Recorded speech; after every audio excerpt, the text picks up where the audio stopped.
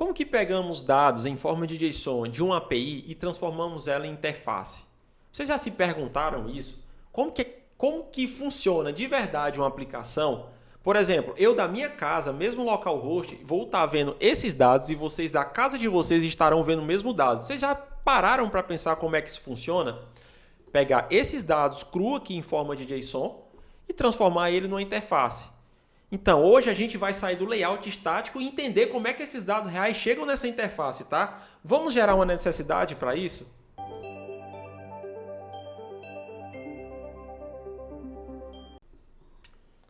Então, a necessidade é o seguinte, tá? Imagina que no sistema da sua empresa ou no sistema da empresa que você trabalha, tá precisando recuperar os dados de usuários de uma determinada API e você precisa pegar esse JSON e mostrar os dados na tela. Tá, como é que eu faço isso, né? Primeiro a gente precisa entender como que funciona, certo? De onde vêm os dados, onde os dados estão armazenados, mais ou menos isso, tá? Por exemplo, quando você fizer essa chamada, o seu browser vai fazer uma requisição para esta API, que também chamamos de back-end. Esse back-end, por sua vez, consulta o banco de dados, aplicando aquela regra. No seu caso, você vai buscar todos os usuários. Não no seu caso. No nosso caso, iremos buscar os usuários daquela empresa. O banco de dados retorna esses registros cru, tá? Ou seja, não está tratado, não é um JSON. A API, por sua vez, vai transformar esses dados em um JSON e entrega para o seu browser novamente, na requisição, tá? Nossa tela inicial, por exemplo, vai ser mais ou menos assim. Ela tem um estado onde nenhum dado está carregado. Eu vou precisar forçar o usuário a clicar nesse botão. Então, quando o usuário executar esta ação de buscar usuários, vai acontecer a seguinte chamada. O seu browser, com o método get, vai chamar, por exemplo, /API/users, lá no servidor do back-end. O back-end vai fazer suas consultas necessárias e sua transformação, né, dos dados em JSON e vai devolver para o browser. Com isso, teremos o seguinte dado, tá? JSON. No caso, o que é que significa JSON? É literalmente JavaScript Objection Notation, certo? Onde a gente vai ter um objeto, que dentro desse objeto aqui teremos a chave data, que ele é um array, ou seja, uma lista. No caso, uma lista de usuários, tá? Onde teremos o ID, o nome do usuário, a data de aniversário e o avatar. Com esses dados, a gente consegue transformar isso naquele card que vimos anteriormente, tá? Nesse caso aqui, a gente vai mostrar esses dados na interface. Então, agora a gente para de enrolação e vamos para o código, tá? Bom, pessoal, nosso VS Code aqui já aberto, vamos criar a estrutura base do projeto, tá?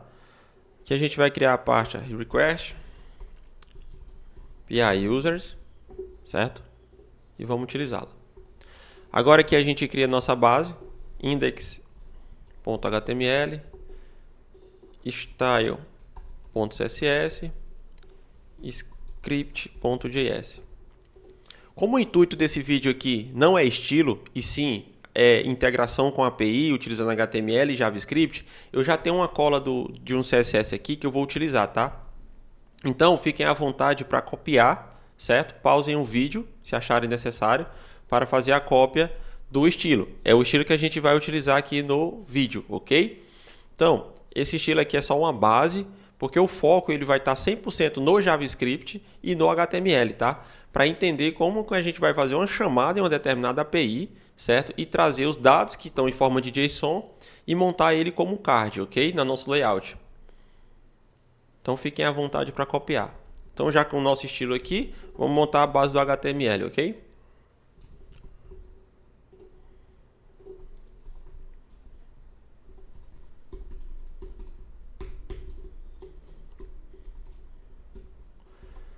Iremos trocar a língua, certo? Para português do Brasil.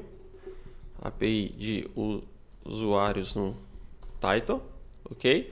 Aqui a gente faz nosso link para o CSS, certo? E o nosso link source para o script.js, ok? Com isso a gente já coloca no Go Live e já conseguimos ver aqui nosso projeto rodando, beleza? Então vamos lá montar aqui a base inicial do HTML para suportar a nossa integração, beleza? Então vamos lá. Primeiro a gente vai criar aqui um wrapper. Essa classe ela está sendo utilizada apenas para estilo, tá? Como falei, o estilo já está pré-renderizado aqui, criado já e importado. Ele vai renderizar todo o CSS aqui agora no nosso HTML, certo? Então vamos lá.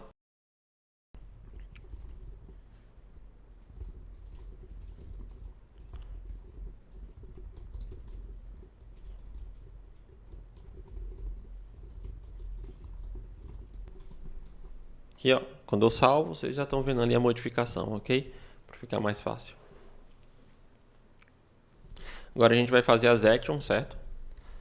Que serão os botões de limpar as requisições e de fazer as requisições, né? Tipo, no caso a gente teria o botão .btn com o ID btn clear, ou seja, esse aqui vai ser responsável por limpar. E a gente vai ter outro botão que vai ser o responsável por fazer o fetch. Só que esse aqui vai ter a classe chamada primary também, para ele pegar uma cor diferente, tá? Esse vai fazer a busca dos usuários. Certo? Então agora que a gente parte para a parte principal, né? Que é onde eu vou renderizar aqueles cards que vocês viram no começo do vídeo, certo? Então toda a parte principal, ela sempre vai ser a main, ok? E aí a gente vai trabalhar no estilo de grid, então já vamos colocar a classe grid também nela, certo? Onde a gente vai trabalhar também com estados, tá? Mas antes a gente cria algumas bases aqui para ele de estrutura mesmo para a gente comportar uma grid, ok? Por exemplo, aqui eu vou criar uma section panel, certo? Onde eu vou ter o panel head, certo? E dentro do panel head, por exemplo, eu vou ter uma informação. Por exemplo, eu tenho uns usuários, certo? Então, quantos usuários tá sendo trazido naquela lista? Então, é essa informação que vai ficar aqui, tá bom? Eu vou ter um span do tipo do ID count, certo? Com a da classe panel-sub. Por exemplo, aqui vai ficar assim, ó, 2 resultados, né? Então, vocês veem ali mais ou menos como é que já vai ficar, certo?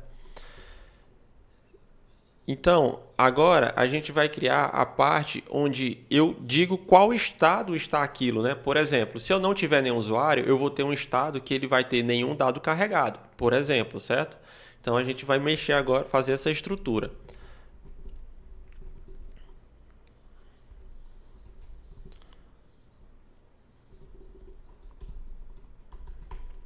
Preciso da estrutura user body, certo?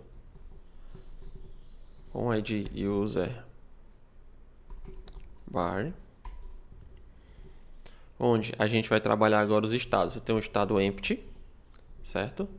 E aí eu vou recuperar esse cara, então vou dar um ID para ele lá no JavaScript, tá? Vou recuperar no JavaScript, então vou dar um ID para ele empty state, certo? Para ficar mais fácil a captura. Onde aqui eu vou ter a minha div empty-inner, ou seja, que vai estar escrito ali no meio, né? Então eu vou colocar nenhum dado carregado e vou colocar um parágrafo explicando como ele pode carregar um dado. Clique em... Vou dar um strong aqui para dar um peso agora, para dizer, enfatizar onde eu quero que ele clique, buscar usuários para carregar os dados. Ok? Então, quando eu salvo aqui, ó, você já vê que eu tenho um estado inicial agora. Parece mais o sistema, né? Tipo, nenhum dado carregado, certo? Então, clique no botão ali, né? Tipo, clique no botão usuários para carregar os dados, né? Obviamente não está acontecendo nada, que nós estamos criando só os estados. Agora a gente vai criar a parte, por exemplo, também dos cards, né? Por exemplo, eu criei a parte que não tem card, agora eu preciso montar a parte que tem card, né? Eu preciso agora mostrar os dados reais, né? Podemos dizer assim. Só que antes da gente fazer uma integração, precisamos deixar estruturado, né? Tipo assim, eu tenho o card, o que é que eu vou mostrar? Isso são os dados, né? Como eu já expliquei no começo do vídeo, mas vou mostrar também aqui. Aqueles dados em JSON, eles precisam vir para cá. Antes dele vir para cá, a gente tem uma preparação, que a gente faz isso no HTML, tá? A gente prepara no HTML. Então aqui eu vou ter div com a classe cards, perdão, e um ID com cards, que é o que vai ser recuperado lá. Como eu já finalizei por momento a parte do empty, eu já sei que está tudo ok, está tudo testado, eu vou simplesmente dar um style display none aqui para ele, para a gente conseguir trabalhar na parte dos cards, tá? Então ele some aqui, então a gente vai mostrar agora os cards. Então todo card daquele que a gente vai ver, ele é um article, certo? Com a classe card. Então ele tem semântica aqui também, tá? A gente vai mostrar o avatar, certo? Que é uma imagem. Então, para facilitar essa imagem aqui, eu já vou usar do Lorem do Pixel, né? Então eu preciso já fazer uma cópia aqui do link e vou colocar aqui no source, no alt, desculpa, avatar do Pedro, por exemplo. Vamos supor que eu esteja fazendo o meu card, tá? Então agora eu também vou ter uma div badge, certo? Onde eu vou colocar o ID, né? Por exemplo, o número 1. Então ele já mostra ali o avatar com o ID número 1, por exemplo, já está carregando, tá? Agora eu passo para a parte onde eu vou mostrar o nome, a data de nascimento e quantos anos ele tem no momento, tá? Então a gente vai chamar isso de meta. Então, dentro do H3 eu coloco o meu nome, por exemplo. Agora eu crio duas linhas, né? Só para fazer uma separação com div mesmo, onde eu já deixei um span com um dot, por exemplo, para ele fazer uma bolinha ali, certo? E aqui a gente coloca 10 de janeiro de 2000, por exemplo, certo? Então aqui ele já vai mostrar desse jeito. Posso até aumentar um pouco a tela aqui para vocês verem.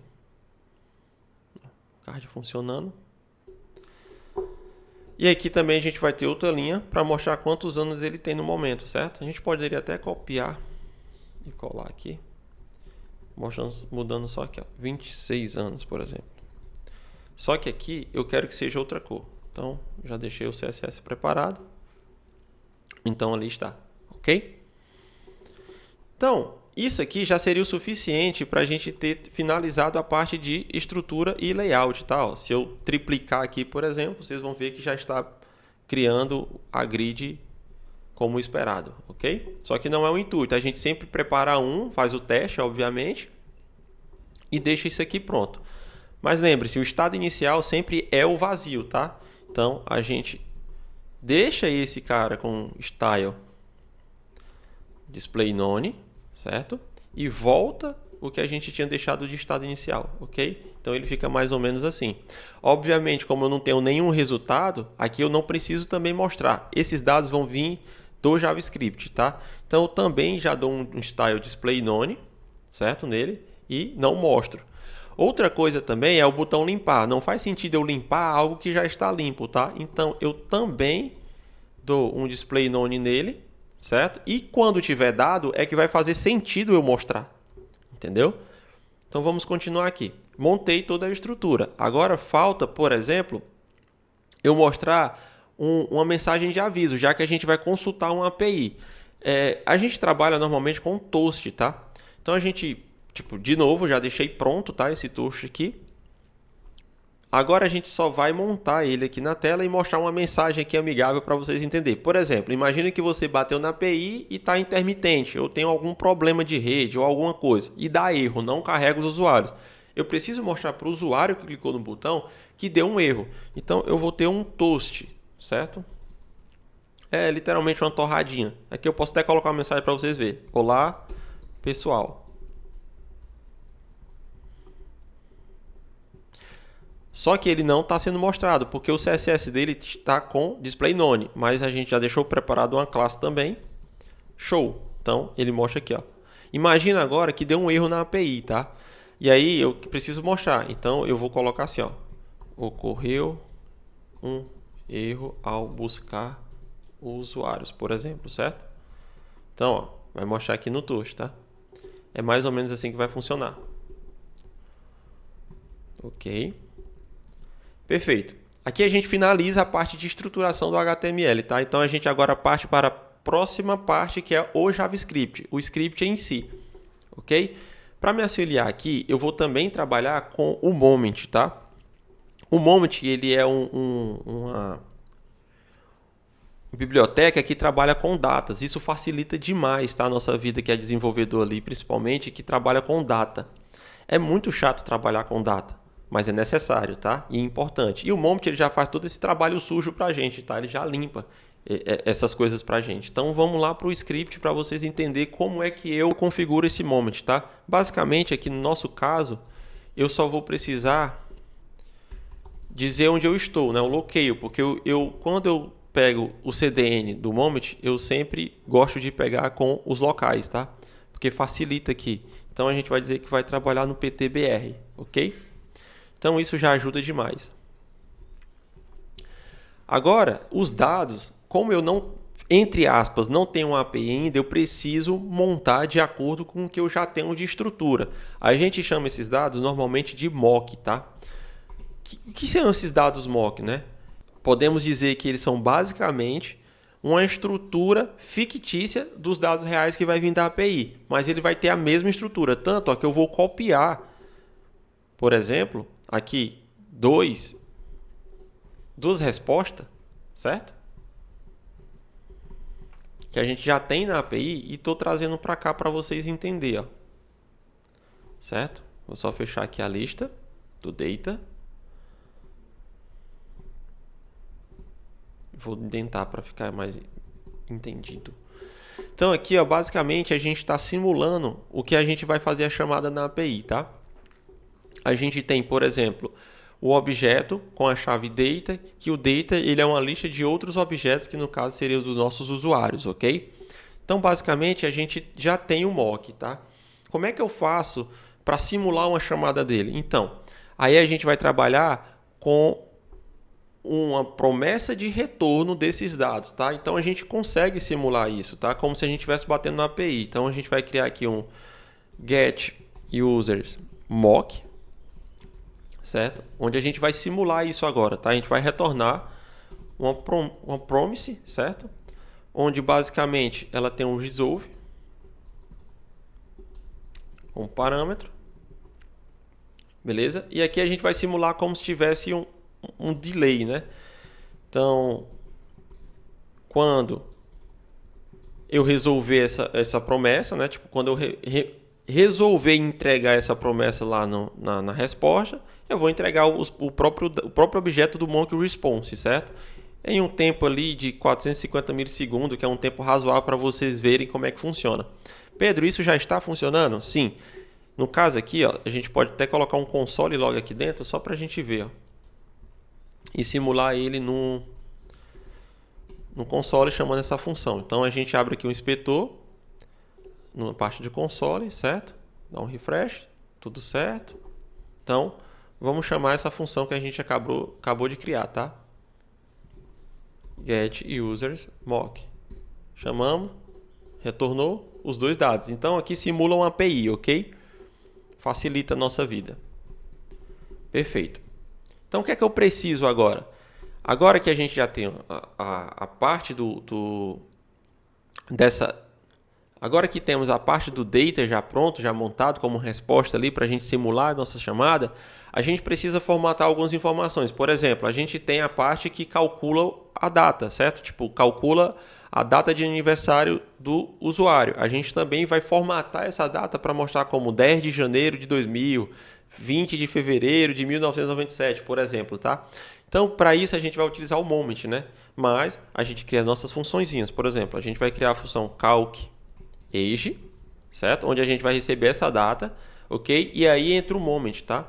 Então, aqui eu vou ter o birthday, certo? Que é a data de aniversário do usuário. Então, eu digo que eu instancio o moment, né? Invoco a função do moment com a data do usuário, explicando apenas para o moment em qual formato ele está vindo, certo? Então é mês, ou ano, mês e dia, no formato americano. Vocês podem olhar aqui, ó, ano, mês e dia, certo? Agora eu preciso de hoje, é só chamar o moment mesmo, e aí eu faço o cálculo da idade, certo? Como é que eu faço isso? Eu pego hoje, e como ele já é um moment, uma instância do moment, eu digo só assim, me dê a diff, certo? De hoje com a data de aniversário, certo? Do usuário em anos. É basicamente isso. E dou um retorno. Ok? Então, com isso aqui, também podemos mostrar aqui na tela, com essa função aqui, se eu passar qualquer data, por exemplo, calcage,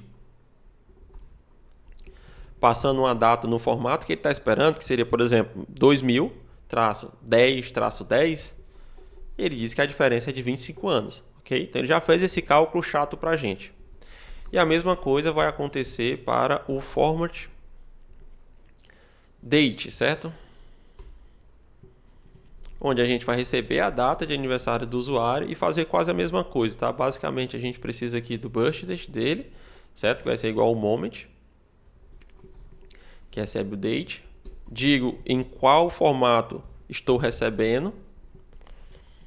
E basicamente aqui eu retorno fazendo uma formatação desse dado, tá? Então, ou seja, eu retorno birthday.format.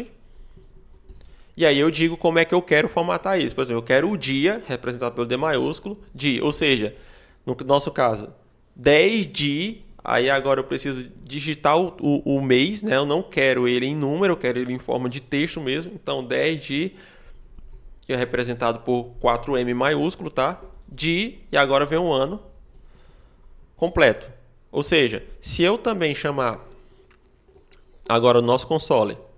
essa função format date e passar no mesmo formato 2000-10-10, vocês vão ver 10 de outubro de 2000, por exemplo, ele já formata para a gente. Isso vai ser utilizado ali no nosso card, tá?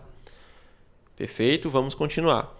Agora a gente vai ter a função de chamar o toast. Vocês lembram do toast? A chamada do toast, eu preciso dizer que ela vai ser apresentada, ou seja, ela precisa ser adicionada à classe show. Eu coloco a mensagem que eu quero apresentar, mas depois de um tempo eu preciso remover essa classe show para ela sumir, certo? Então, a gente cria uma função chamada toast recebendo uma mensagem, ok?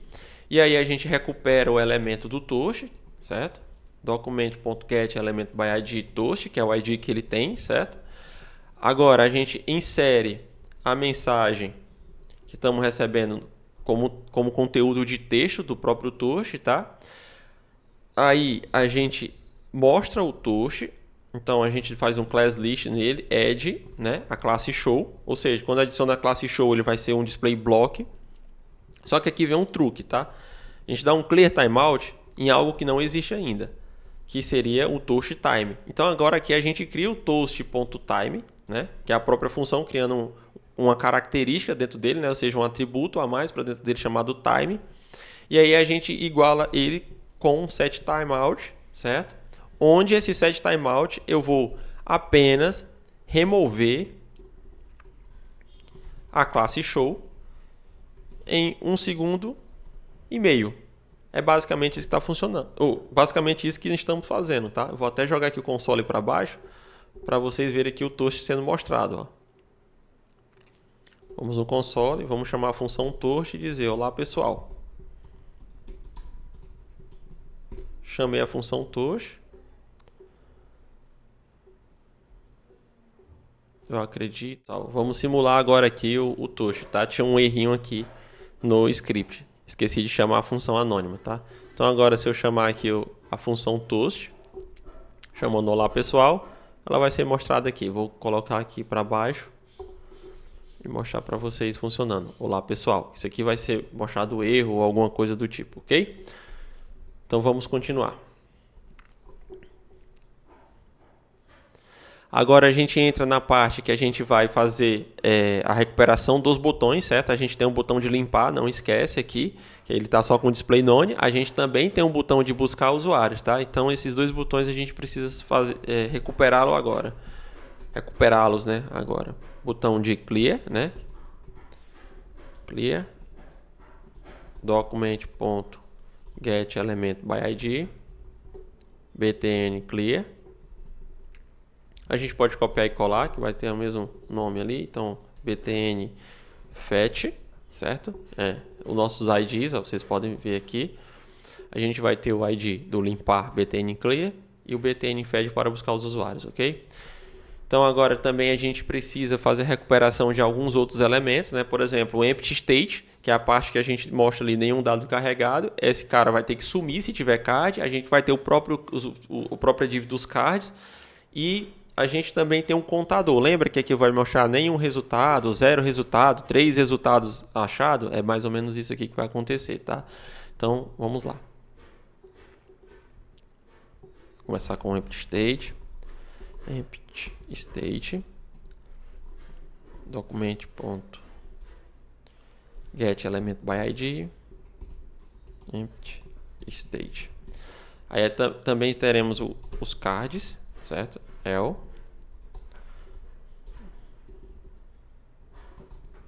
Que é literalmente cards. E a gente vai ter o contador. Count L. Que é o count. Ok? Com isso, a gente já tem todos os elementos resgatados que precisamos, tá? Então, a gente já consegue agora criar a função principal, que é a render users. Ou seja, a gente vai pegar esses dados, no caso aqui do nosso mock, primeiramente, pegar os dados do mock e passá-lo para dentro dessa função para a gente percorrer objeto por objeto deste usuário e mostrar na tela, ok? Então, vamos lá. Então, aqui a gente cria uma função render users, onde a gente vai receber esses usuários, ok? Users. Perfeito. Então, quando a gente chamar, seja o mock ou seja a API, a gente precisa passar esse objeto de usuário já pronto para essa função. Mas, antes dela iniciar, a gente precisa ir para um estado inicial dela. Por exemplo, imagina que eu vou receber esses dados. Então, eu preciso dizer que nenhum dado carregado, ou seja, o empty state, ele tem que sumir. Eu preciso mostrar o elemento dos cards. Eu preciso mostrar o botão de limpar, porque ele vai ser necessário se tiver dados. E preciso mostrar também o do contador. Então, a gente vai iniciar essa configuração. Sumo com o empty state. Mostro em forma de grid os meus cards, certo? Mostro o botão clear.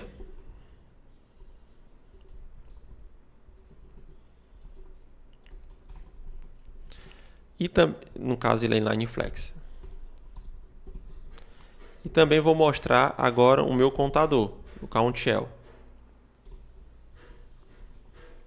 E ele sim é inline. Perfeito? Com isso agora eu consigo jogar uma mensagem, porque os usuários que eu estou recebendo aqui via parâmetro, ele é uma lista. Então eu sei calcular exatamente quantos vão ter. Pode ter nada e pode ter alguma coisa. Então, se tiver alguma coisa, eu quero mostrar ali no contador. Então, eu pego o count L,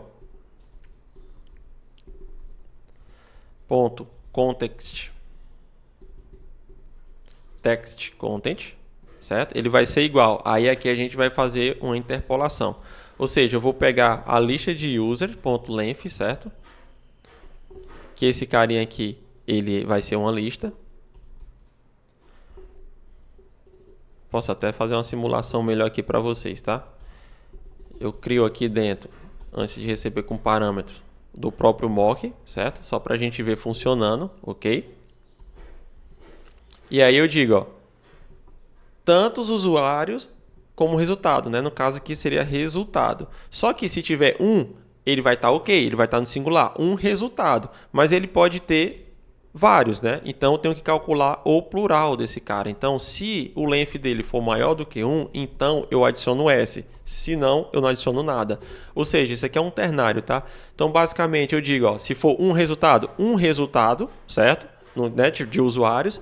Se tiver mais de um resultado, vai ser no plural. Então, eu vou adicionar o S com o resultado. Estou concatenando isso aqui, só que fazendo um ternário com o tamanho dessa lista, ok? Então, aqui, só para ficar mais fácil, nós vamos simular diretamente do mock, tá? Só para ficar bem mais fácil o nosso exemplo aqui. Então, vamos continuar. Agora é a parte que eu percorro, por exemplo, todos os usuários desse mock, tá? Com o map, para me devolver uma lista. Só que, e como a gente trata de HTML, vocês vão ver um bug aqui de propósito para vocês entenderem o que é que acontece, tá? Ou seja, agora eu vou percorrer esses usuários com o map, ok? Ou seja, estou percorrendo todos os users. E aí eu preciso adicionar os cards aqui dentro, certo? Só que antes eu preciso calcular a idade desse cara, né? Que eu já estou acessando. Então eu tenho o user, certo? Ponto birthdate. Ou seja, quando eu chamo esse user aqui, é como se eu estivesse vindo aqui e pegando só esse objeto, tá? Na primeira percorrida do loop, ele vai passar aqui, na segunda ele passa aqui. Então, todos têm as mesmas chaves, tá? Só que os valores são diferentes porque são usuários diferentes. Então, quando eu estou pegando user.birthdate, eu estou pegando esse valor. Depois eu vou pegar este valor e assim por diante, ok? Como fica dinâmico, a gente não precisa se importar muito com isso, tá? Então, aqui eu já teria a idade, então eu também vou ter a parte do date text, né? Ou seja, 10 de janeiro, por exemplo, né? Então, tá no format date, também é passar a mesma coisa, tá aqui birth date, ok? Então, agora a gente consegue retornar nosso HTML do article. Ó, veja que a gente já desenvolveu ele aqui, certo? Então, eu nem vou ter trabalho de digitá-lo lá, eu vou só recortar daqui, porque não me interessa ele estar no HTML, e sim no JavaScript, certo? Então, como ele está aqui no JavaScript, eu já vou conseguir, por exemplo, montar o nosso Lego aqui, ó. Por exemplo, já que eu já estou acessando cada propriedade, eu sei quem é o avatar, concorda? Então, removo daqui. Como estamos trabalhando com crase no JavaScript, a gente consegue fazer essa interpolação. Então, pronto, e user.avatar. E aqui, ó, avatar do Pedro. Pedro é meu nome, certo? Então, aqui, Pedro é o nome do usuário, perdão, também é meu nome, mas é o nome do usuário. E user.name. E aqui, a data formatada, ou seja, já montamos ali em cima, date text. E aqui, a idade. Age.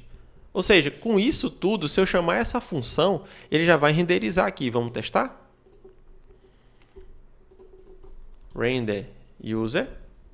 Chamei. Ó, só que é o bug de propósito que eu expliquei para vocês, tá? Ele tem uma vírgula. Por quê? Porque o map está devolvendo uma lista. Mesmo que eu esteja escrevendo esse HTML, ele ainda é uma lista. Então, eu preciso juntar essa lista com nada. Ou seja, eu faço um join com a string vazia. Quando eu faço isso, veja lá, ó, vou chamar a função novamente. Agora sim, temos os cards renderizados como esperado, tá? E aí ele já está pegando do mock. Só que, obviamente, a gente quer simular uma chamada. Não faz sentido eu passar o mock aqui, certo? Então, a gente tira esse mock daqui, joga isso para parâmetro, certo? Eu vou receber um parâmetro do tipo users, né, no caso, e vou percorrer e fazer o que eu já estava fazendo. A diferença agora é que, como eu recuperei o botão de buscar usuários aqui, btn fetch, eu consigo adicionar um evento de clique para ele, certo? Por exemplo. Então vamos lá. O que é que eu preciso fazer exatamente quando eu clicar neste botão, certo? Eu preciso, por exemplo, colocar um estado nele. Para, tipo, o usuário que tem internet lenta, por exemplo, se estiver batendo na API, não ficar turbinando o botão de buscar usuários. Então, eu preciso desabilitar. No primeiro clique do usuário, eu desabilito ele, tá? Como é que eu faço isso? Pego o próprio fetch e dou um disabled true, certo? E agora, eu troco o texto do botão para botar carregando. Ou seja, eu estou também dando uma informação para o usuário, tá? Eu digo assim, ó. Calma, campeão, está carregando as suas informações. Então, quando eu clicar aqui, já vai acontecer isso. Ó. Só que, obviamente, a gente nunca mais vai voltar para esse estado. Então, dá um refresh aqui. Ok? Então, nesse momento, é o momento que eu vou fazer minha chamada, certo? Para essa função aqui que nós criamos, getUserMock, ok? Então, como é que eu faço isso? Const, res, certo? Await, get userMock. Por que é await? Porque ele é uma promessa de retorno. Então, a função py sempre precisa ser async, ok? Quando eu peço para alguma coisa esperar, as coisas precisam ser assíncronas. Ou seja, se essa função aqui, eu quero que esperar a resposta dessa função, eu coloco um await, por exemplo. Eu poderia só fazer uma promessa de retorno e depois tratar os dados. Esse aí eu trabalho com um dem, por exemplo. Mas aqui não é nosso caso, tá? Vamos focar aqui no await. Então, agora eu tenho, por exemplo, a resposta que vai ser esse objeto com a chave data que vai ter a lista de usuários. Então, eu consigo acessar agora esse cara, tá? Então, como é que eu faço isso? Eu vou chamar o renderUser, passar o res.data.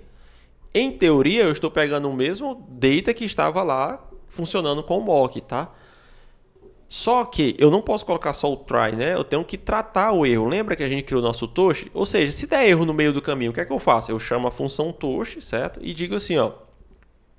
Ocorreu um erro ao buscar usuários. Ou erro ao buscar usuários. Ah, Pedro, mas você está fazendo mock, nunca vai acontecer esse erro. De fato, é um mock, mas quando você tratar isso para a API, pode acontecer. E aí eu quero ver esse erro também no console. Então, coloco um console.erro para ficar vermelho, tá? Basicamente isso.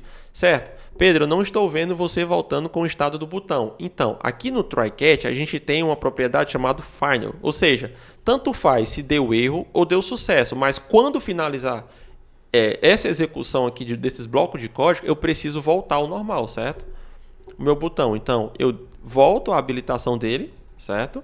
Ele não está mais desabilitado, ele vai ficar habilitado. E também volta o texto original, que é buscar usuários. Isso aqui já é o suficiente para a gente ver agora a chamada sendo feita no mock e inserir esses dados dentro do render user. Tá vendo? Pedro, por que tem esse delay? Esse delay é de propósito, tá? A gente colocou 400 milissegundos, 450 milissegundos.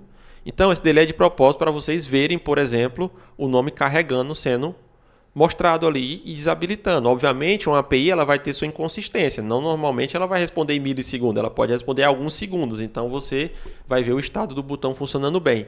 Tá, agora eu quero limpar. Como é que eu faço? Então, a gente cria uma função, por exemplo, vamos chamar ela de resetUI, tá? Porque a gente precisa voltar com o empty state, remover a parte do botão e também a parte do resultado, né? A gente precisa desfazer o que a gente fez aqui, obviamente. Então a gente vai criar uma função chamada resetUI, certo? Que basicamente faz o reverso, tá? Disso aqui, ó. A gente pode até pegar tudo aqui, por exemplo, copiar e colar e a gente começa a mostrar novamente tudo, ó. Por exemplo, esse cara vai ter o grid, o empty state de novo. Esse cara vai ser none.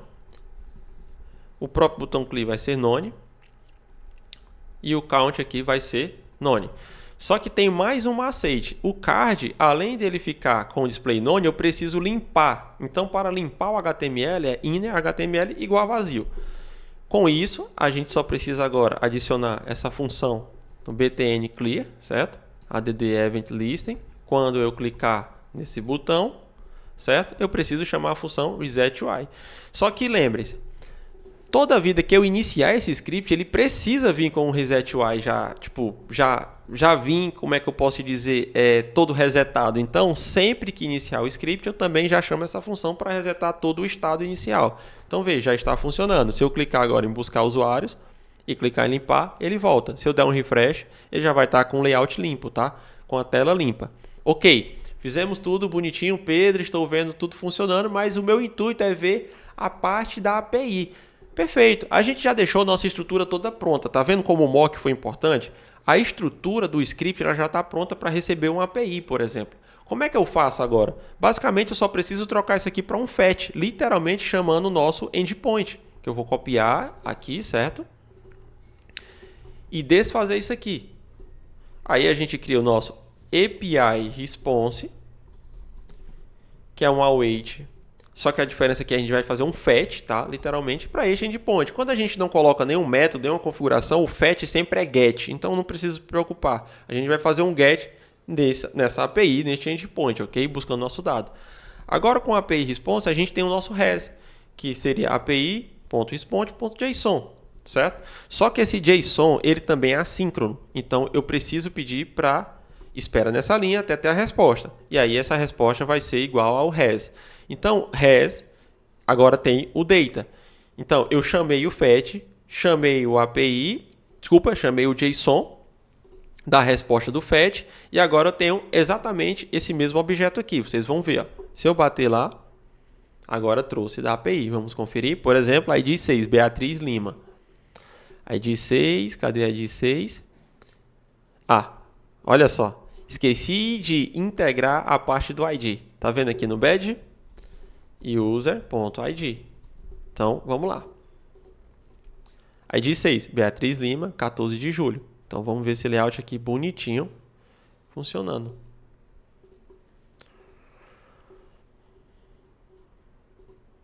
Todos os estados, ok, certo? E é isso. Então, esse ficaria mais ou menos o nosso script, tá? Dá para melhorar, por exemplo, essa parte aqui da chamada, né? Esse fetch aqui por completo, ele poderia ser uma função, tá? Como é que eu faço isso? Eu poderia criar aqui, por exemplo, uma função literalmente chamada, por exemplo, API, né? Get Users API, por exemplo, tá? Só que essa função ela precisa ser assíncrona, tá? E aí eu igualaria com tudo que tem aqui dentro, só mudaria a chamada. Então aqui eu deixo mais limpo, né, a parte de chamar o botão e, em teoria, funciona do mesmo jeito, tá?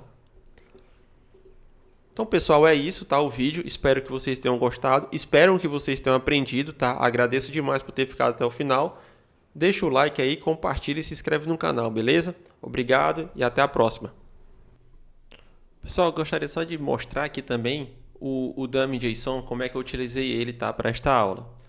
Então, basicamente, a gente acessa o dummyjson.com, tá? Vou deixar também no link das descrições aqui. A gente vai scrollar lá para baixo e colocamos o nosso objeto que precisa ser renderizado, né? Por exemplo, no meu caso aqui, a gente já tinha aqui um objeto de data já montado por mim, tá? Onde eu queria mostrar para vocês na videoaula. Então, eu colo ele aqui, todo o objeto, tá? Faço um prettify só para vocês verem se está tudo ok. Se estiver tudo ok, é só vocês clicarem para gerar aqui a URL. Ele vai gerar uma URL para vocês, vocês podem copiar essa URL, cola no navegador de vocês e vocês vão ver, por exemplo, o JSON para ser utilizado, tá? Então, dummy.json aí, que nos ajudou nessa aula, tá?